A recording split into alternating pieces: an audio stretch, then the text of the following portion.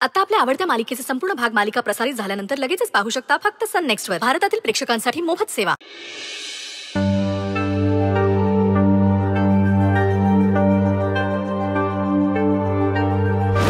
मग आता आपल्या मुलीसाठी रुद्र भाऊजींसारखा चांगला बाबा शोधत असेलच ना ती. गौरी, अगं तूच विचार कर, ऐन सणाच्या दिवशी तू कशी काय आजारी पडलीस, आणि तेही अचानक. अगं ती बिट्टीची आई तर आहेच, पण त्याचबरोबर रुद्र भाऊजींच्या मनात स्थान निर्माण करण्याचे तिचे प्रयत्न मी स्वतः पाहिलेत. श्वेताताई म्हणतात ते खरं असेल का?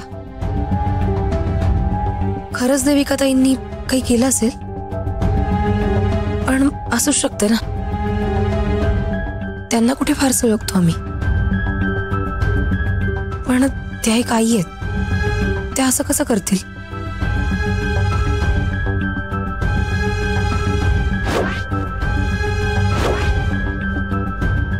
रुद्र सर ओवा आणायला म्हणून गेले आणि खालीच थांबले. त्यांच्या लक्षात राहिलं नसेल का की मी वाट बघतेय ते?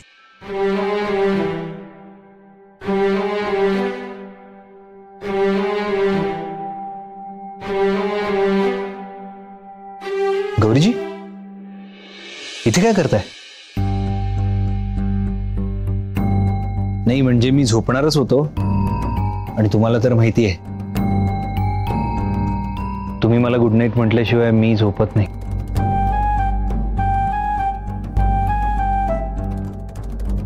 बरं ठीक आहे, आता तुम्ही बोलायचंच नाही असं ठरवलंय तर मी तरी काय बोलणार. ओव्याचा अर्क आणायला एवढा वेळ लागतो? एवढे कशात रमला होतात?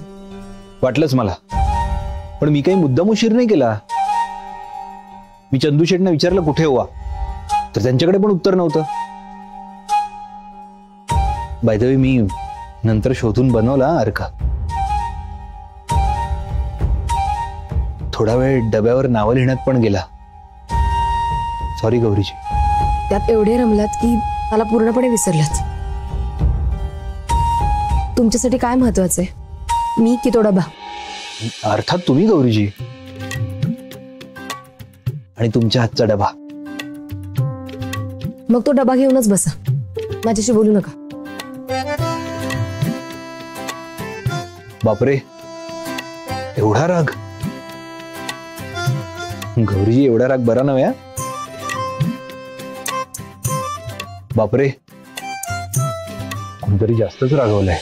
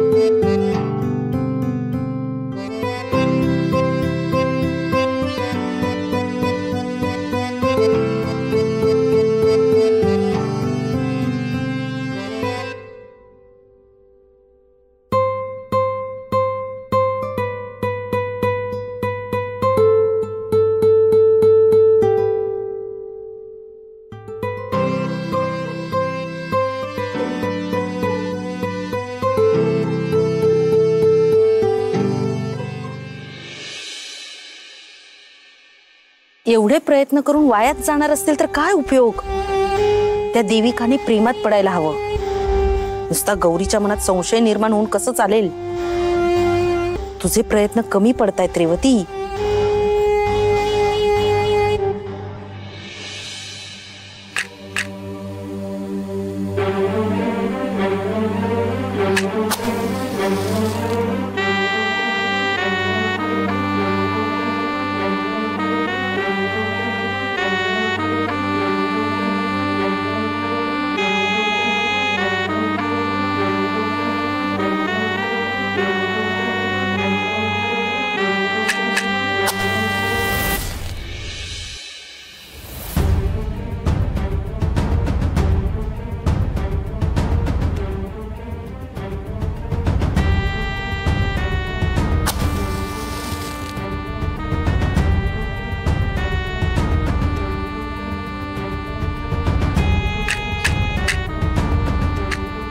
काय करताय? गौरी, बरं झालं आलीस. ज्योत नाही पेटत आहे. नाहीच पेटणार.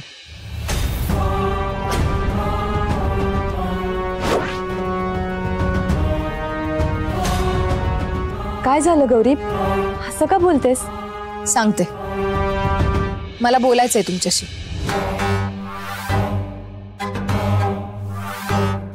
कशाबद्दल? सगळ्याबद्दलच. तुमच्या घरात जे काही चाललंय ते सगळं दिसतंय मला. तुमच्या घरातलं वावरणं, पूजेची जबाबदारी घेणं, सगळं मुद्दाम करताय ना? मला समजतंय सगळं. गौरी, तुला काय म्हणायचंय? स्पष्ट शब्दात बोलशील का? मला काही कळत नाहीये. हो, स्पष्टच सांगते. रुद्र सरांची जवळीक साधण्याचा प्रयत्न करू नका. या घरातली माझी जागा घेण्याचा प्रयत्न करू नका.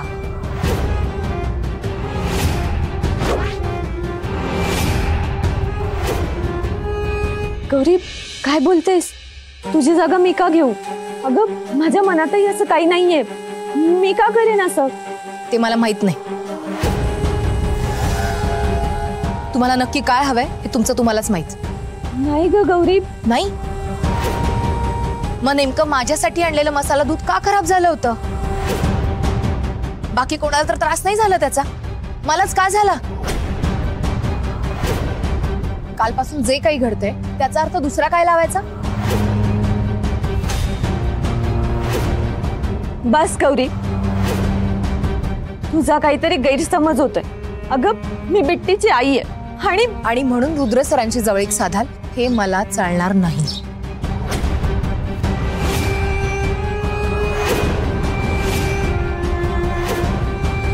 गौरी, मी असा विचार करेल असं वाटतं तुला? खरंच की त्या श्वेताने भरवलंय तुझ्या मनात हे सगळं? गौरी, अगं मी रुद्र सरांना का?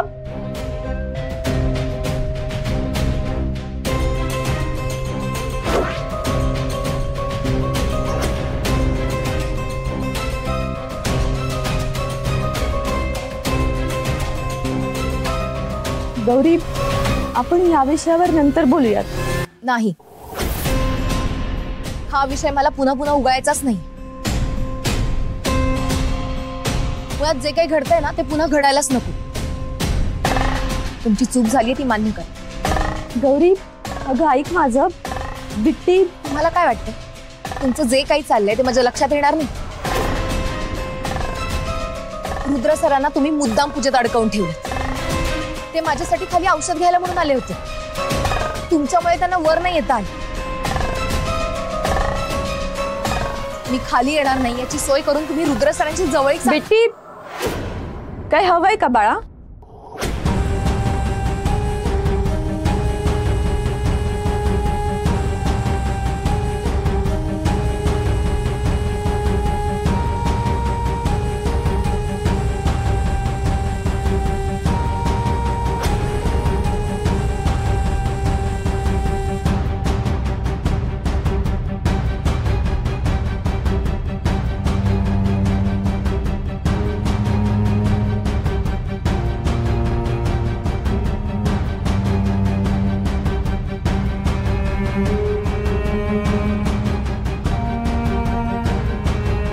झोप झाली बाळा तुझी? हो. आई, काय झालं?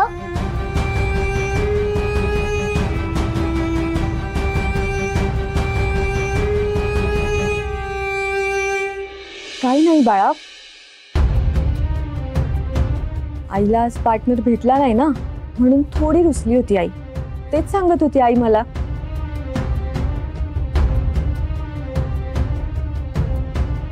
प्रेमाचा माणूस भेटलं नाही तर वाईट वाटतं ना.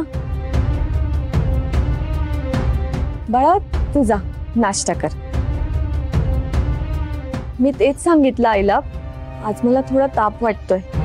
आज मी खोली बाहेर नाही येत.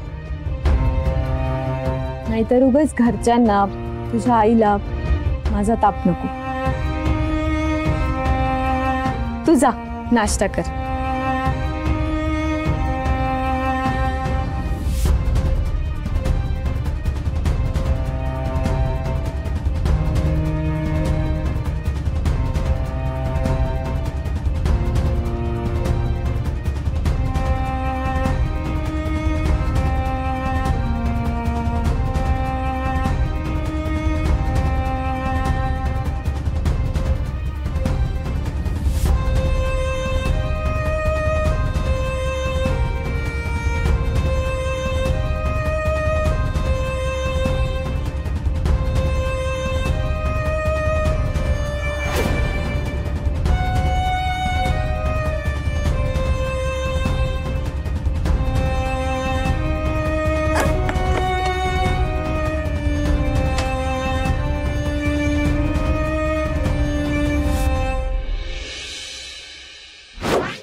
रुद्र सरांची जवळीक साधण्याचा प्रयत्न करू नका. या घरातली माझी जागा घेण्याचा प्रयत्न करू नका. मग नेमकं माझ्यासाठी आणलेलं मसाला दूध का खराब झालं होतं? बाकी कोणाला तर त्रास नाही झाला त्याचा, मलाच का झाला?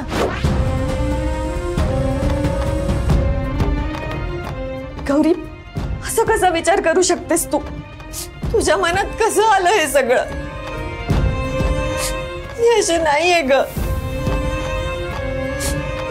माझा जरी संसार झाला नसला तरी इतरांच्या संसाराचा मी नेहमी मान राखलाय, आदर केलाय. इतरांचे संसार टिकून राहावे. मला जे नाही मिळालं ते जगातल्या सगळ्या बायकांना मिळावं. आजपर्यंत देवाकडे मी फक्त इतकीच प्रार्थना करत आले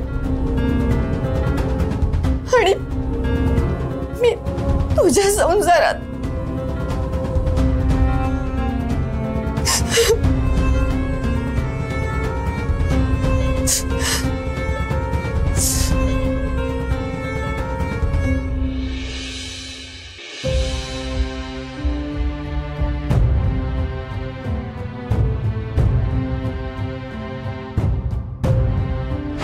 तुमचं घरातलं वावरणं, पूजेची जबाबदारी घेणं सगळं मुद्दाम करताय ना?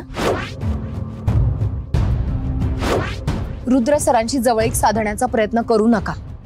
या घरातली माझी जागा घेण्याचा प्रयत्न करू नका.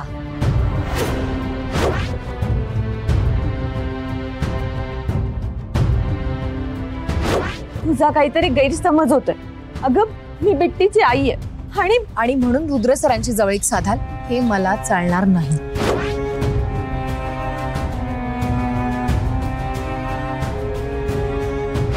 गौरी, मी असा विचार करेन असं वाटतं तुला? खरंच?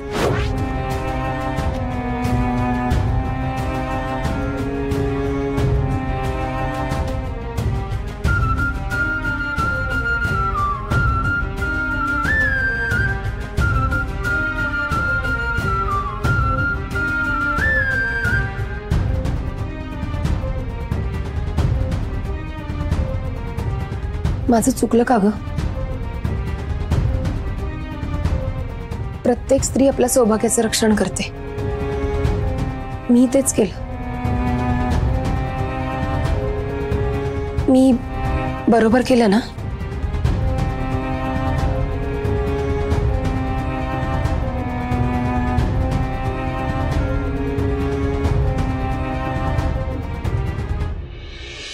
आई,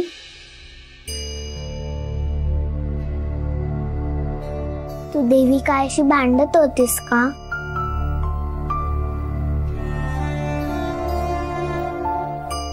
नाही बाळा, मी भांडत नव्हते. मी फक्त जरा काही गोष्टी ना स्पष्ट करत होते. आई सॉरी, माझीच चूक आहे त्यात.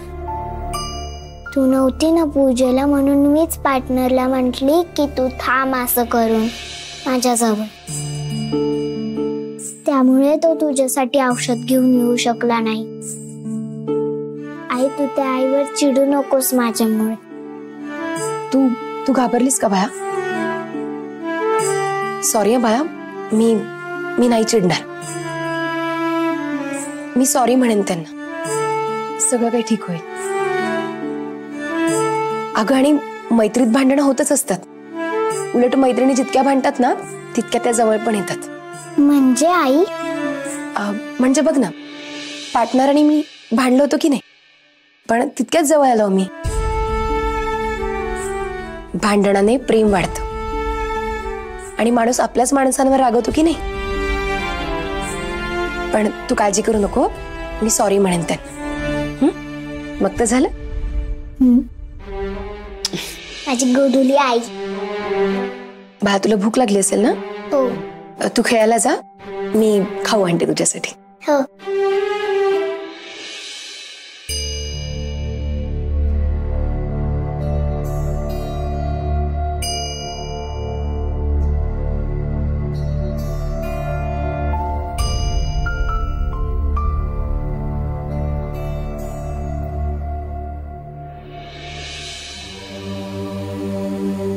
गौरीजी, देविकाजी कुठे? देविका ताई, मला जरा काम होतं त्यांच्याकडे आणि बहुतेक त्यांना तापही आलाय. तुम्ही पाहिलं का त्यांना? नाही, त्यांना ताप नाही आलाय. त्या दुखावल्या गेल्यात. कोणामुळे? माझ्यामुळे. काय? श्वेताताईंना त्यांच्याबद्दल थोडा गैरसमज झाला होता आणि त्यामुळे माझाही गोंधळ झाला. पण मी बोलेन त्यांच्याशी, सॉरी म्हणेन त्यांना.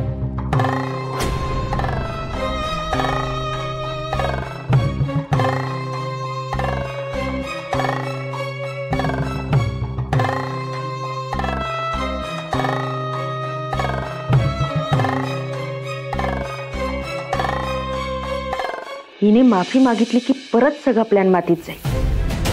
ह्या गौरीने माफी मागायच्या आत मलाच देविकाकडे जायला हवं.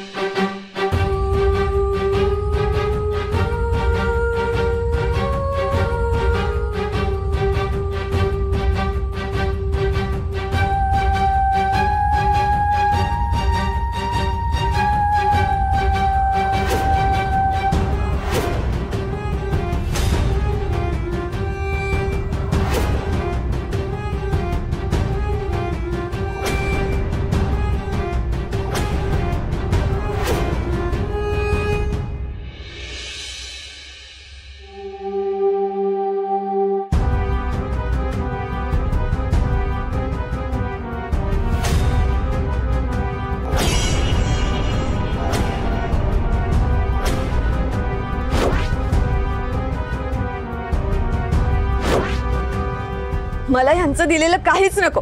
ही साडी पण नको मला. देविका,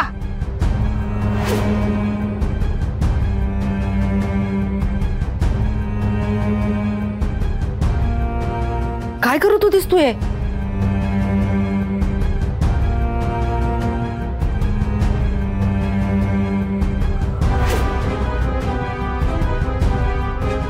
देविका, अगं जे काही झालं ना ते योग्य नाही झालं. मी बघितलं ना वरतून. Are you okay? ठीक आहेस ना तू? कशी ठीक असेल मी? त्या गौरीने माझ्यावर संशय घेतला. हो ग, तुला वाईट वाटणं साहजिक आहे. गौरीचं काही कळतच नाही. का असा विचार केला तिने? तुझ्यावर संशय? ही बिट्टी समोर? नाही, बिट्टीला नाही कळला विषय. मी तिला बघून लगेचच विषय बदलला. हो, पण तरीही बिट्टी समोर हे बोलणं योग्य नाहीच आहे. अगं लहान आहे ती अजून तुझ्यात आणि तिच्यात फारसं बॉन्डिंगही नाहीये. बिट्टीला वाटूच शकतं ना, आपली आई गौरीची जागा घेऊ पाहते, चुकीची जागा घेतीये. हे असं नको व्हायला.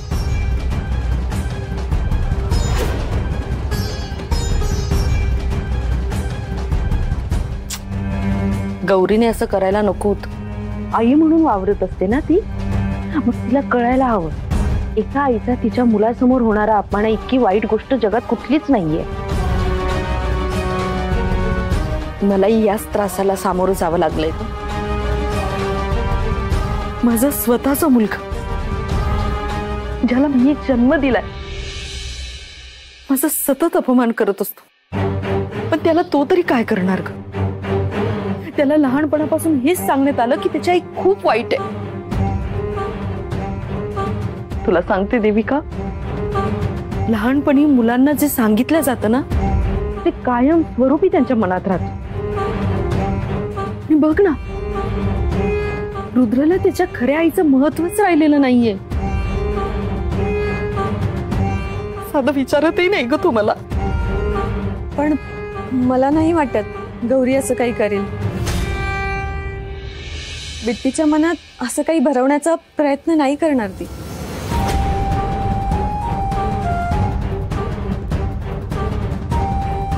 देविका, अगं तुला वाटतं तितके समजूतदार नाहीये गौरी. आपल्याला जे कळतं ते तिला कळेलच असं नाहीये. अगं शिकलेली नाहीये ती. तुला माहितीये ना, गौरी मेड होती आमच्याकडे, आणि एज्युकेशनच नसेल ना तर सारासार विचार कसा करता येईल तिला. माझ्या रुद्रला ना कधी ना कधी या सगळ्या गोष्टींचा त्रास होणार आहे.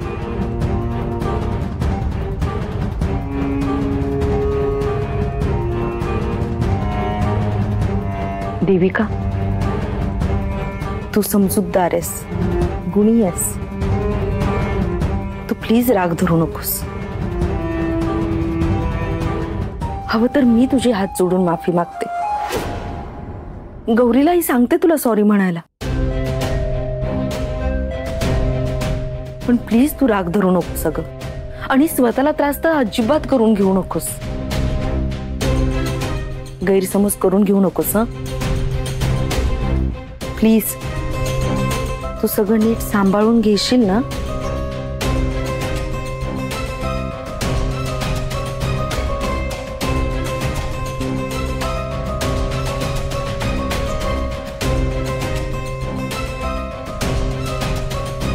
प्लीज सगळं सांभाळून घे.